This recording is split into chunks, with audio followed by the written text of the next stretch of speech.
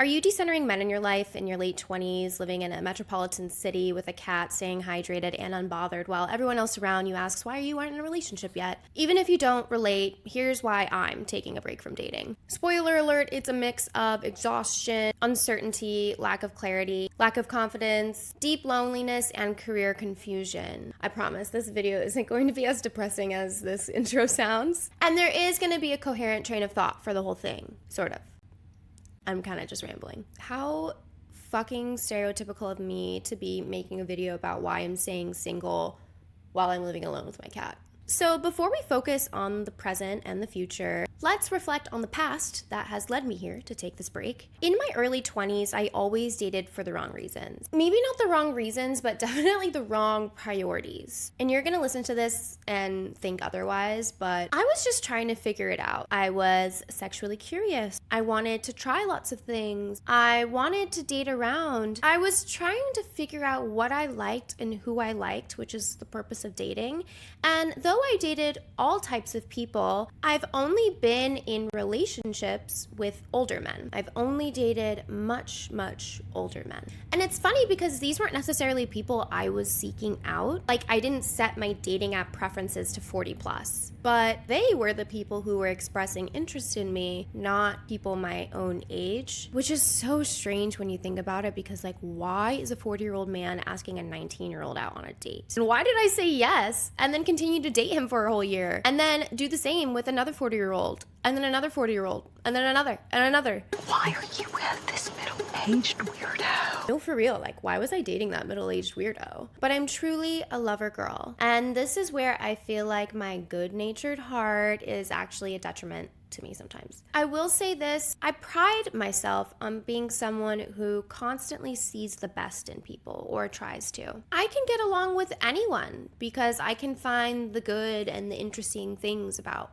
anyone. And so because of that, personality has been the leading factor for who I've chosen to be with. And I'm not saying that everyone I've dated has had a good personality. I'm just saying I saw the good things in them. I've dated some really ugly guys. I'm sorry, I have. Because they pursued me. They made me feel special. They were kind to me. I wasn't getting the attention, at least, that I wanted from guys that I felt like were on my level of attractiveness. And I was so starved for that kind of connection that anyone who was willing to give it to me, I was like, okay, we're gonna get married in 3 months.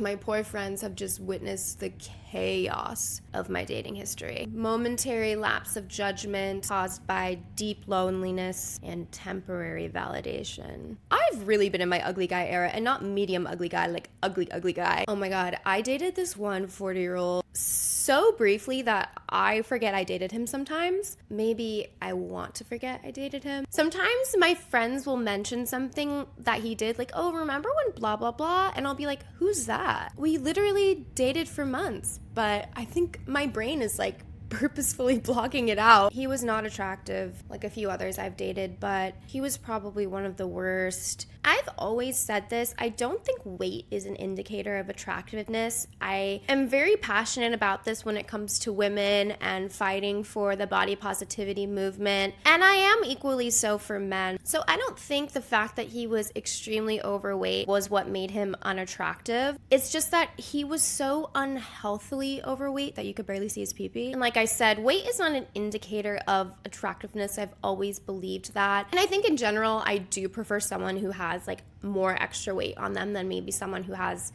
less, and that's just kind of my preferences, though never a deal breaker. So I don't think that this was about him having that extra 100 pounds, but it was that he was so sweaty. And sweat can be hot and sexy. Like my current lover, he sweats a lot and I love it. Like, it just smells so good. But when they're unhealthy, he drank a lot. That sweat does not smell good. It's a turn off. So on top of him being physically revolting, he was also a pushover coward who could not take accountability for why his life was so sad. I actually saw a recent video about how men suffer, I think they were specifically talking about depression, but that they suffer outwardly. They turn to alcoholism or violence. They kind of miss the whole point that patriarchy is what kind of leads them to do that. But yeah, this man was sad and he definitely drank a lot of alcohol. But I thought he had a cute face. I saw the potential. And he was so thoughtful. He wrote me poems. He doodled me little doodles. I'm a little bit of a romantic. So I looked past it, and he grew handsome to me because he was the person I had feelings for. Anyways, it did not take me long to realize I was just desperate for affection and no one else was giving it to me, which says so much more about me and the place I was in emotionally and maturity-wise. Because let's be honest, I'm a Pisces. I can fall in love with anyone. And we've all had the embarrassing people that we've dated, okay? Like, it's part of the process. It's part of the hot girl rite of passage. He was shy and awkward, but he was sweet. And I liked that he was sweet. I valued that over the fact that I had to push his belly out of the way to see his tiny pee-pee. And that is a good representation of how I've dated a lot of people in the past for their personalities, and more importantly, who I felt like they were deep inside. And inside, he was a kind, thoughtful man. Now, I'm entering my hot girl era. Now that I'm in my late 20s, I wish I'd spent my early 20s dating for looks. I really fucking do. I feel like I've done so much charity work. I know people are gonna get their panties in a bunch for me saying that, and if you do, I hope they're Cherry undies. Cherry is my inclusive underwear brand made for your Gucci comfort in mind. You can use the discount in my description to go to shopcherry.com and find the perfect pair of panties that you can get in a bunch. Anyways, it's not messed up to be an attractive person and want to date another attractive person. And my level for attractiveness is not something crazy. It shouldn't be. Like, my standards aren't even tied to the typical, like, male beauty standard. I don't care about height. I don't care about balding. I don't care about weight. I don't think those are the things that make someone hot. So, God forbid I want to date someone I'm attracted to, which is pretty baseline. The last two people I dated, those were people I was just instantly attracted to right off the bat. Like, I laid eyes on them and I was like, whoa. Take off my pants. And that was new. That was healing. I realized, oh, this is what it feels like when you're actually attracted to someone. When you want to sleep with them, touch them, be around them, it's not shallow. It's sexy and it's actually healthy. And it's like, oh my God, of course I can see why these other 40-year-old losers wanted to date me. Dating someone hot is awesome. So awesome. Because yeah, you can grow attracted to someone once you get to know them, absolutely. I mean, just look at everyone else I dated. And I'm not saying I'm only gonna date people for looks in the future. I'm just saying I'm not gonna settle for a guy or a girl or non-binary person that I'm not physically attracted to and that I'm not soul attracted to. Porque no los dos. Because at some point, I started to feel resentful of some of these guys I had dated in the past. It felt like I'm letting you sleep with me. I don't really want to, but I'm letting you have access to me for free. So you should be grateful. And that's not what intimacy should feel like, because that's also not really fair. Sex should be shared intimacy, not something I grant my partner for being nice to me. Men already have this idea that they're entitled to women's bodies if they're nice to them. And I don't want to continue to perpetuate that. And so because I was dating these men, often older and uglier, that sounds so mean, but because of the fact that I wasn't attracted to them, I genuinely thought I didn't like sex, which is crazy because I've always been sexual and wanting to do things and try things, and I've always put myself out there sexually. I mean, I would still get off with them, but that post-nut clarity hit hard. That is because I was not attracted to the people I was with. I obviously felt attracted to their souls, or else I wouldn't have been there in the first place, but that doesn't override physical chemistry forever. Or for only so long, because what I'm saying, why am I a youthful, gorgeous young lady in my physical prime not being with people who are equally as hot? Why am I making sacrifices now when I shouldn't have to?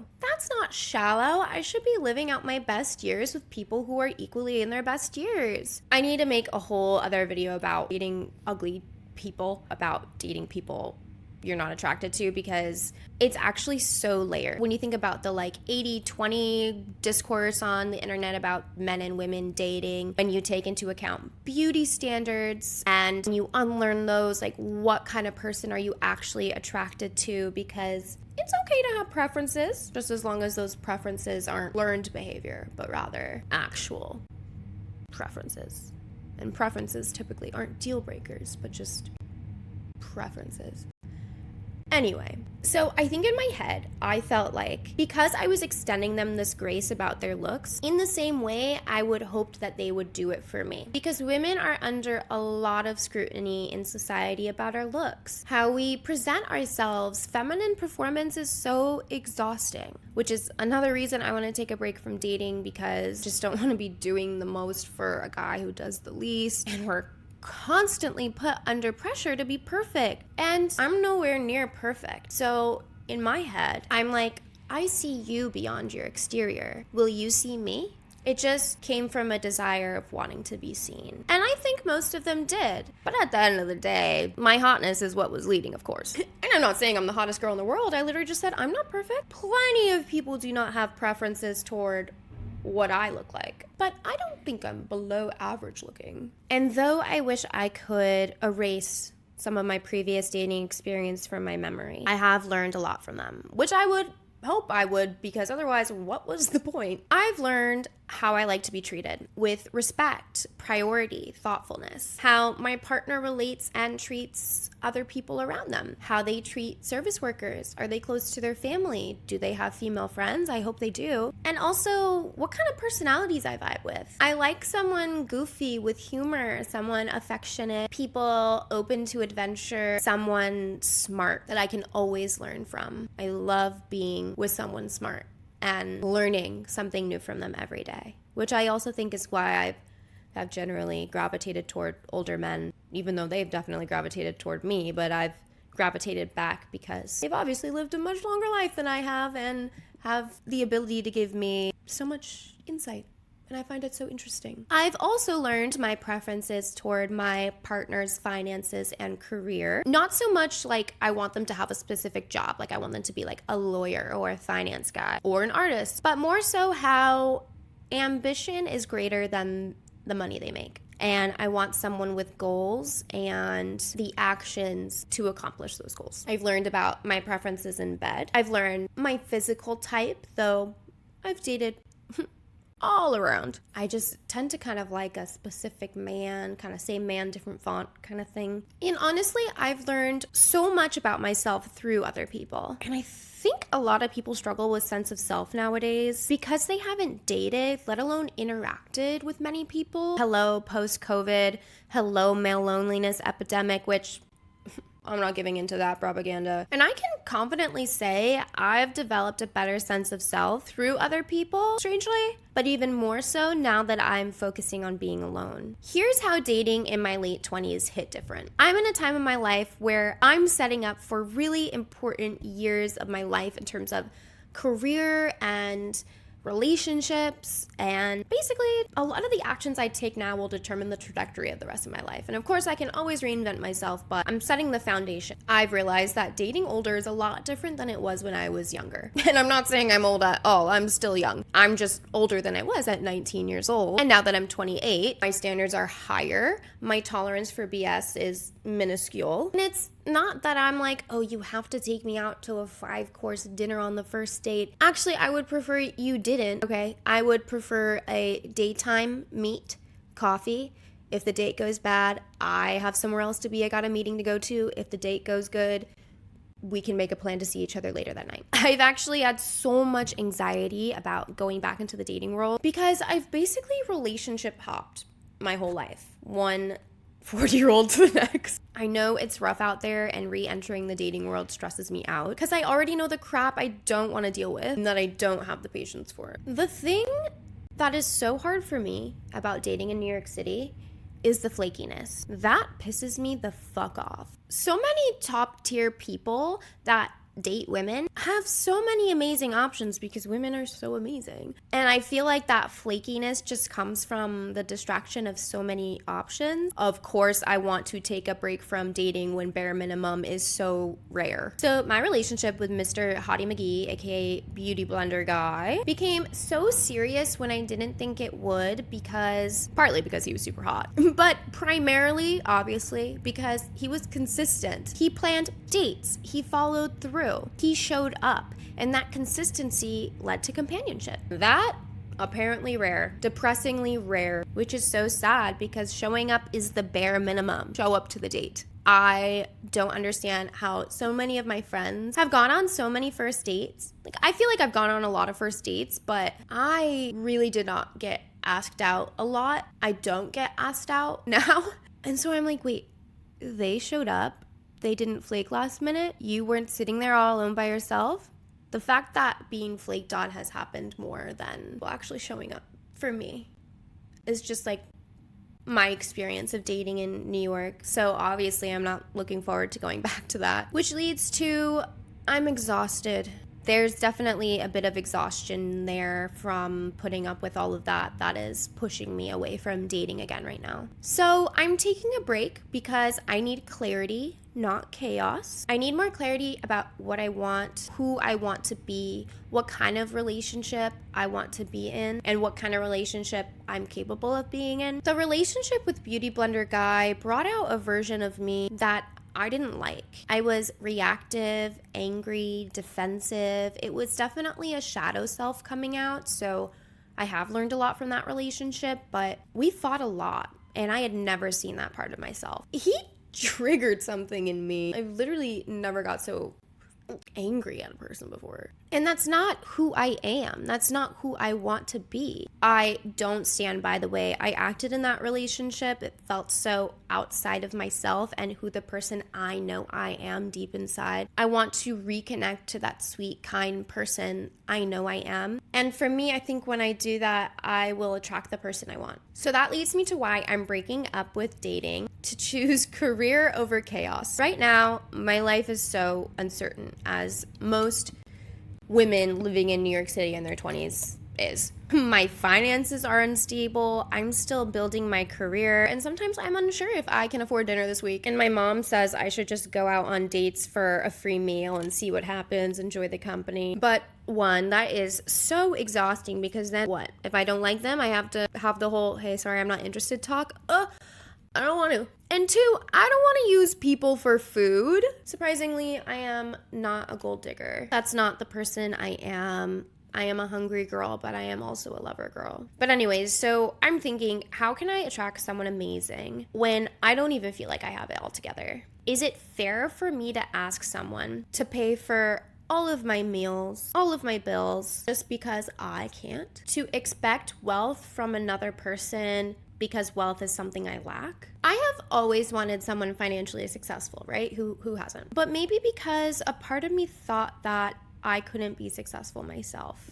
Maybe I wanted someone with money because deep down, I didn't feel like I could create that for myself. I didn't feel like I was smart enough to build wealth on my own or to be successful. So I've wanted to find someone who has it so they can give it to me. So what if I do have my own money and my own successes? Right? They say you should never rely on a man. Be a strong, independent woman. And when I am, will a man making more money than me or a man taking care of my bills going to actually matter?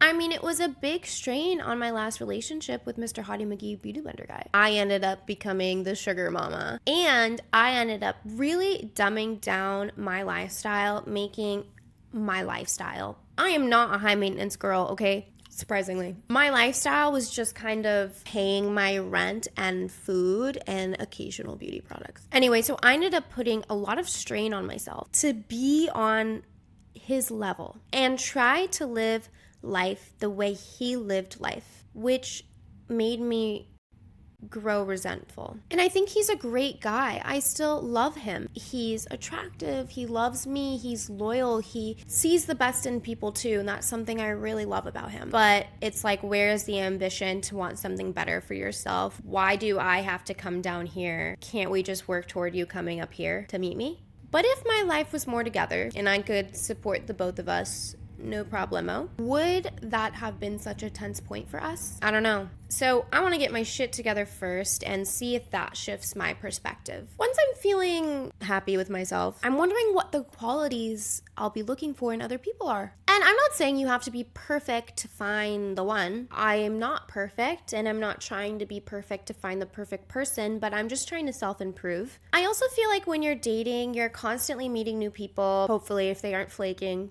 Or if you find yourself really attached to one person, it's easy to lose sight of your own standards or boundaries. I say you, I really mean me. I'm hoping a break can recalibrate my dating compass. So I'm not just choosing someone, I'm choosing the right someone. Instead of, making a lot of sacrifices that don't serve me, compromising my boundaries in a way that held me back. So I'm hoping that taking a break will strengthen my relationship with solitude so that future choices, like about the qualities I want in another person, are rooted in clarity, not craving. So yes, I'm taking time away from dating to self-improve. I'm just taking a break to work on myself. I'm taking a break from dating to reclaim my peace, my time, my energy, reclaim my coochie from the chaos. I'm not wasting intimacy on people who flake, from people who aren't grateful of what I offer them in a relationship. I'm not going to be sacrificing my creative momentum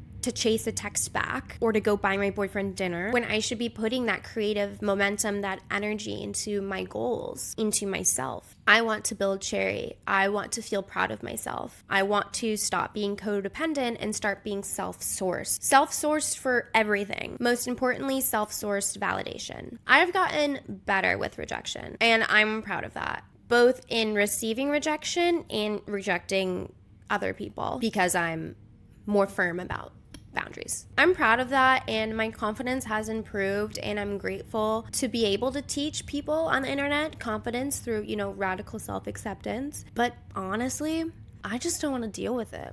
I love love. I love connection. And it can be distracting for me. And I don't want to be distracted by either feelings of sadness or rejection or just the general time of it when I'm trying to build a panty empire. Whether it's career or creative projects or just like reorganizing my life, dating can be a massive energy suck. I mean, with the right person, I think that it can be very uplifting, but the dating part itself is hard. I hope a little break from dating can free up some of that energy, that emotional, mental, creative bandwidth to make real progress on things in life that I'm hoping will build long-term fulfillment, like my business Cherry. Don't get me wrong, I am deeply lonely still. Like during the day, it's easy, I'm working on stuff, but there is something specifically about nighttime, right before bed, and Sundays, and I wish I was sharing those moments with someone. But I need to learn how to be okay with not. So I'm not jumping from person to person just to fill a void. Taking a break for me is about making space for healing, for clarity, and for intentional connection. I'm not going to jump into another connection because I'm still not over my secret lover that I talked about in my last video. I want to clarify, he's not a secret in my life. Everyone I know knows him. I meant like he's a secret from the internet. He's still full in my heart, and I'm not ready to open my heart to other people. Spoiler alert, he is much older than I am, and that age gap is ultimately why we're not together. And he's very emotionally mature. Like, he wants me to get back out there. He genuinely loves me and wants to see me thrive. He doesn't want to hold me back from finding someone I can grow old with because he's already grown old. But for once, I don't want to. I want to sit with myself, be single, feel the loneliness, face it, it's scary. I have vowed not to be in an age gap relationship again. If I date, it's going to be someone closer to my age, and my secret lover just thinks I'm gonna get right back out there and move on super fast and find someone else, and I'm like, no. In addition to having no desire to meet new people, it's also way harder now that I have standards. It wasn't easy before when I didn't have standards, and now it's even harder. But overall, it's not the fear of not finding someone that is stopping me from getting back out there. It's the fact that I really need to get my shit together and be the type of person that I can feel proud to unapologetically put out there. When I'm on a date and I'm like, hey, nice to meet you, I'm Gabby, this is me, this is who I am. I want to be a person that I'm proud to introduce. And so I really am taking this time to work on myself. But yeah, that's all the reasons why I'm taking a break from dating, to stop avoiding, to stop distracting, to stop settling, and to start choosing myself. I hope you enjoyed this part therapy adjacent video. I should probably pay you guys for this. But don't forget to comment, like, and subscribe for more chaos and coochie related content.